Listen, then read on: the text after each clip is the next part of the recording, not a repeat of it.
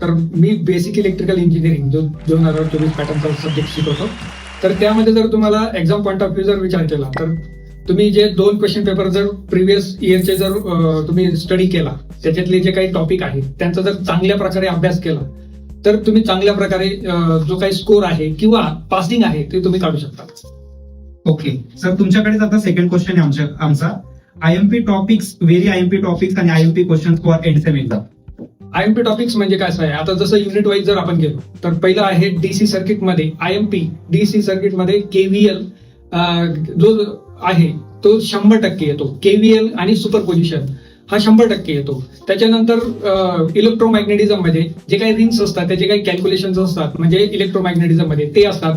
Basic definition तुम्हाला विचारतात. त्याच्यानंतर एसी सर्किटमध्ये जर गेलो तर आरएलसी सर्किटमध्ये आरएल. आता मागच्या क्वेश्चन पेपरमध्ये काय तुम्हाला विचारलंय, आरएल सर्किट विचारलेलं आहे. तर ह्या एक्झाम मध्ये तुम्हाला आरशी 100% विचारला जाऊ शकतो इन केस ऑफ थेअरीमध्ये, म्हणजे डेरिव्हेशन जे काय असतात ते तुम्हाला विचारलं जाऊ शकतं.